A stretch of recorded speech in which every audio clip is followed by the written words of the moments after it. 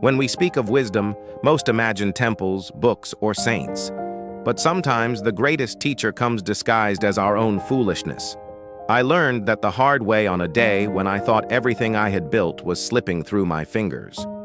It began with a decision I made in haste, one that looked brave from the outside, but inside I knew it was reckless. I had been offered a partnership in a small design firm. I wanted to prove myself, so I agreed without reading the details, trusting words instead of truth. Months later, the contract revealed its thorns. My name carried the debts, while others carried the profits. I felt betrayed, but more than that, I felt foolish. I spent nights staring at the ceiling, asking how I could have been so blind.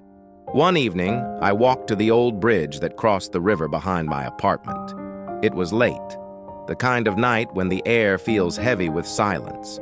A fisherman stood at the edge, his lantern glowing softly on the water. Without looking up, he said, "Do not curse the hook that caught you.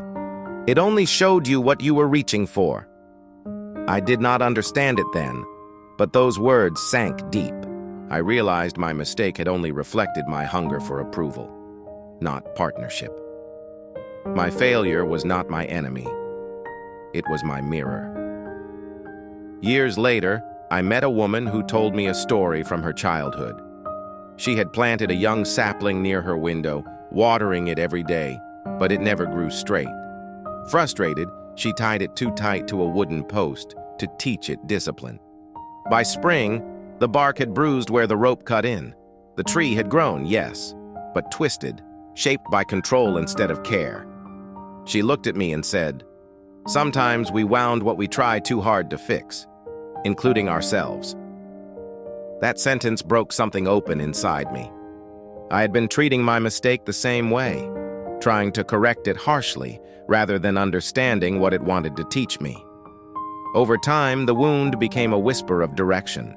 I began helping small creators read the fine print before signing contracts, teaching them the lessons I had learned through pain. Strangely, I found peace each time I shared my story. I was no longer ashamed of my mistake. I was grateful. It had turned me into someone wiser, humbler, and more patient with imperfection. There is an old folk tale from the East about a potter who once shattered his finest vase. Instead of discarding it, he filled the cracks with gold powder mixed into resin. When the sun touched it, the lines gleamed brighter than the surface ever had before. "It broke," he said, "so I could see where the light belonged." That story lives in me now. Every misstep, every regret, is a line of gold, not ruin but refinement. If I could go back, I would not undo my mistake. I would meet it with a steadier heart, because it was never here to punish me. It was here to prepare me. Every fall teaches balance, every loss shapes grace, and every mistake reveals something we could not have learned through perfection. The river that once frightened me still flows under that same bridge. I walk there sometimes, watching the lanterns drift by. They remind me that even in darkness, lessons glow, if only we dare to look down and learn. So the next time life shows you where you stumbled, do not turn away in shame. Bow to it, thank it. It came not to break you, but to remind you that growth always begins in the soil of error. Because sometimes, the mistake you regret most is simply the teacher you needed most.